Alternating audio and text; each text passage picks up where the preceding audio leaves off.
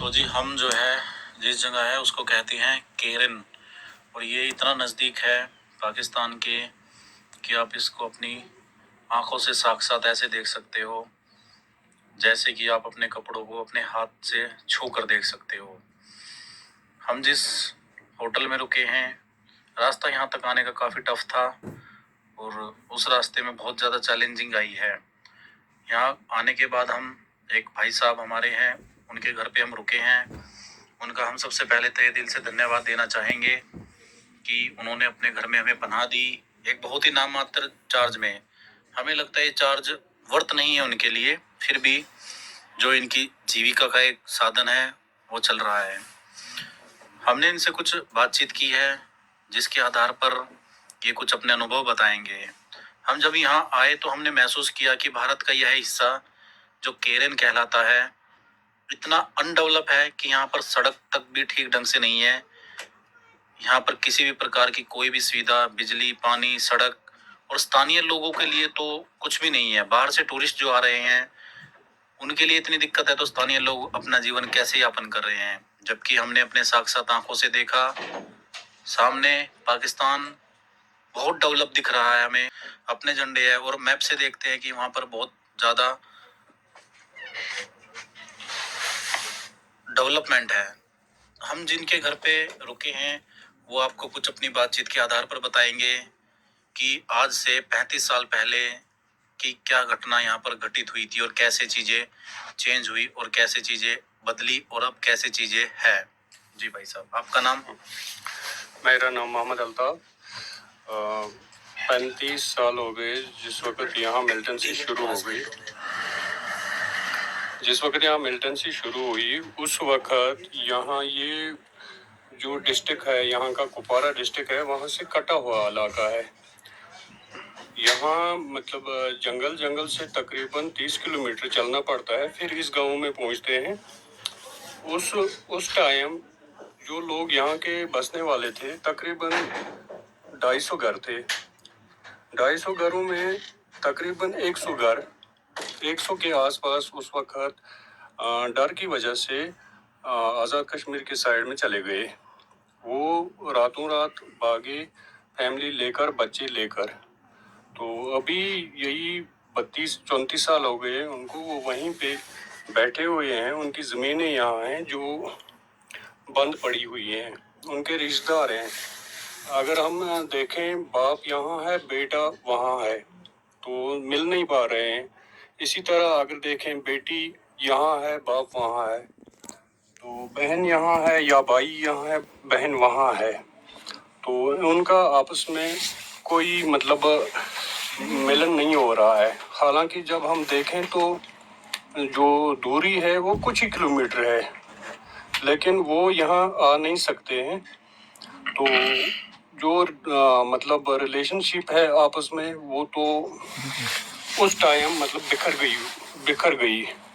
तो डेवलपमेंट के लिहाज से जब देखें तो कुछ सालों से यहाँ टूरिस्ट शुरू हुआ है, लेकिन रोड का जो तकरीबन 8 किलोमीटर है वो तो गाड़ियों के लायक है ही नहीं।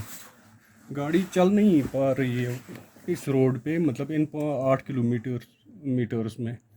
तो दूसरा जब देखें यहाँ से एक बहुत वो नदी केरन के तकरीबन 20% इलाके को नदी ने खा लिया है। नदी इस साइड आ रही है, उसमें भी कोई प्रोटेक्शन नहीं हो रहा है। अगर ऐसे ही रहा तो हो सकता है 1-2 साल तक ये गांव मतलब तकरीबन 50% नदी के नज़र हो जाएगा। तो आप जैसे यहाँ हो तो आपको सबसे ज़्यादा यहाँ पे एक दो प्रॉब्लम्स यहाँ सबसे बड़ी हैं। एक तो नेटवर्क का इशू है। नेटवर्क क्या, कॉल भी हम नहीं कर सकते हैं, किसी से बात भी नहीं कर सकते हैं, तो कॉलिंग भी नहीं हो पा रही है यहाँ।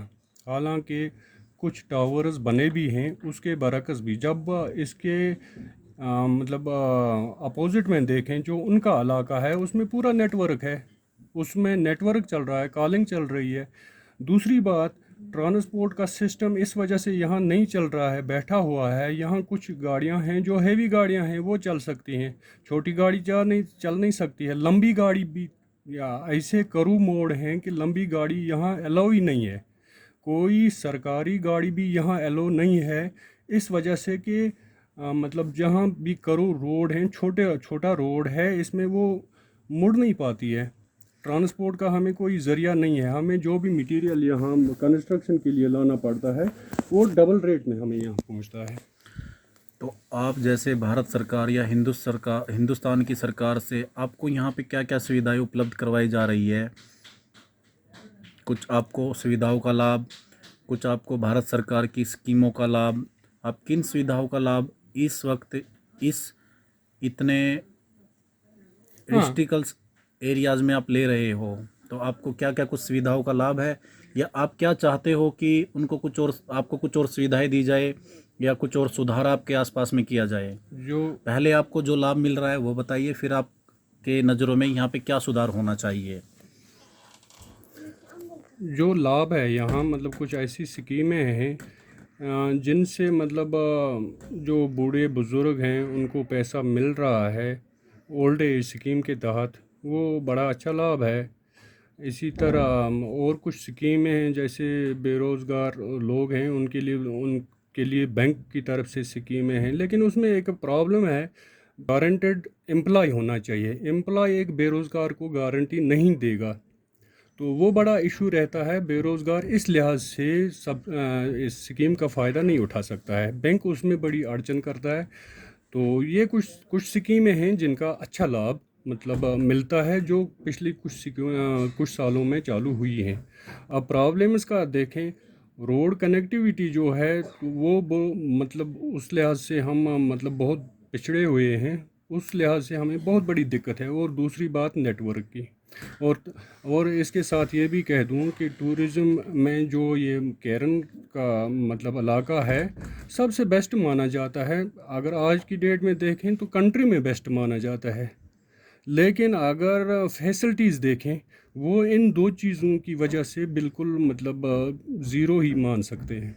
तो चलिए देखिए, अगर हम जम्मू कश्मीर आते हैं और वो जो शब्द हम सुने थे फिरदौसी की कि कहीं पर अगर जन्नत है तो वो यहीं है, पर हमें उस जन्नत से यहाँ तक आने के लिए दो चार होना पड़ता है। सड़कें बहुत ही ख़राब हालत में हैं, यहाँ पर मोबाइल टावर की कोई सुविधा नहीं है, होटल फैसिलिटीज़ की कोई सुविधा नहीं है। हमने कुछ बातचीत के आधार पर देखा कि इनको कितनी ज़्यादा प्रॉब्लम्स हैं।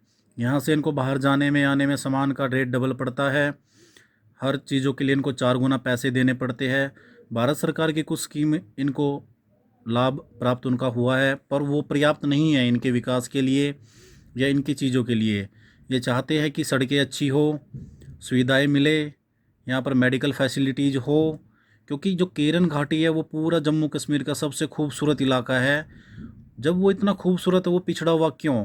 आखिर ये सवाल खड़ा होता है। कहीं ना कहीं सबसे ज़्यादा खूबसूरती को एक सबसे मेजर प्रॉब्लम जो हमारे जी, अल्ताफ़ जी ने हमें बताई है वो है कि नदी जो है, नीलम नदी, वो गांव की तरफ एक सी टाइप का शेप बना के गांव की कटिंग कर रही है। धीरे धीरे वो गांव की तरफ कटान शुरू उन्होंने कर दिया है। अभी हम आए, हमने देखा अपनी आंखों से कि वो कटान इस तरफ घुमावदार की वजह से वो कटता जा रहा है। उसको रोकने का कोई भी उपाय नहीं है। अगर ऐसा ही होता रहा तो नदी धीरे धीरे इसका कटाव करती रहेगी और आने वाले टाइम में आप अपने हिंदुस्तान से, एक जम्मू कश्मीर के हिस्से से बहुत ही खूबसूरत चीज़ को आप गवा दोगे। अल्ताफ़ जी कुछ शब्द इसमें कहना चाहेंगे? हाँ, नदी के बारे में जो मैंने बताया, ये कुछ साल पहले की बात है। यहाँ से 12 रिहायशी मकान यही नदी आंखों के सामने बहा ले गई। बहुत ही दुखद घटना है 12 ये। मकान बहा गए इसमें नदी में। इस वक्त जो नदी क्रॉस कर रही है केरन गाँव को, मतलब इसकी ज़मीन नदी में चली गई है, और अपोजिट में जो पाकिस्तानी ऑक्यूपाइड कश्मीर का इलाका है, वो उस अपार वाले साइड में इस ज़मीन पे कब्ज़ा कर रही है, जो कि नदी हकीकत में जो नदी है। अच्छी और मेजर प्रॉब्लम्स हमारे सामने हैं। नदी का कटाव इस तरफ है और उधर से ज़मीन बसती जा रही है, जिस पे पाकिस्तान पीओके बोल के उसको, पाक ऑक्युपाइड कश्मीर, उधर से वो आज़ाद कश्मीर बोलते हैं, उस ज़मीन पे कब्जा करके धीरे धीरे आगे खिसक रही है। अगर ये स्थिति रही तो बहुत ज़्यादा समय नहीं लगेगा केरन गांव को पाकिस्तान को अपने अंदर लेने में। ये भी भारत सरकार या किसी भी संस्था को या किसी भी कमेटी को इस पे विचार करना चाहिए। नदी के लिए एक स्ट्रॉन्ग वॉल या एक दीवार बनाकर नदी के बहाव को इस तरफ कम करके सीधा उसका बहाव करके निवारण किया जा सकता है। मैं अब अल्ताफ़ जी से एक बहुत ही और सा वैसा क्वेश्चन पूछूंगा जो शायद नहीं मुझे पूछना चाहिए, फिर भी मेरे मन में है। क्या आपको कभी ऐसा लगता है कि आप भारत सरकार में या हिंदुस्तान में रह के आपने गलती कर दी, आपको भी पाकिस्तान या पीओके चला जाना चाहिए था? हाँ, मैं दिल की बात कहूँगा, वसूख से कहता हूँ कि ये बड़ी गलती होगी कि जो कोई भी कहे कि पाकिस्तान के साथ रहना चाहिए। अगर आज के हालात भी वहाँ देखें, वहाँ का सियासी निज़ाम एक दूसरे की टांग खींची जाती है, उससे मतलब हज़ार गना देखें तो भारत अच्छा है, सियासी निज़ाम से भी अच्छा है, डेवलपमेंट के लिहाज से भी अच्छा है। लेकिन हमारे लिए जो प्रॉब्लम है वो मैंने पहले ही बयां कर दी। ये कुछ चीज़ें हमें हैं तो जिसका हम दुख का इजहार देखिए करते हैं। अल्ताफ़ जी इतनी क्रिटिकल सिचुएशन में रह के भी हिंदुस्तान से कितना प्यार करते हैं। ये एक सच्चे हिंदुस्तानी के शब्द है, एक सच्चे हिंदुस्तानी के जो शब्द है आप उनकी पीड़ा से समझ पा रहे हैं। पीओके हम अपने सामने देख पा रहे हैं वो बहुत डेवलप है, फिर भी वो नहीं चाहते कि कभी हम वहाँ 35 साल या 30 साल पहले चले जाते। आज भी वो कहीं ना कहीं भारत में रहकर, हिंदुस्तान में रहकर बहुत खुश है और हिंदुस्तान की खुशहाली में ही वो खुश है और उसी में रंब और जम गए हैं। ध्यान देने योग्य बात ये है कि जो इनकी पीड़ाएं हैं, जो इनकी समस्याएं हैं, उनका समाधान किया जाना चाहिए। लिहाजा एक सेंसिटिव इलाके के तौर पे भी और हमारे एक अच्छे खूबसूरत गांव को बचाने के लिए भी।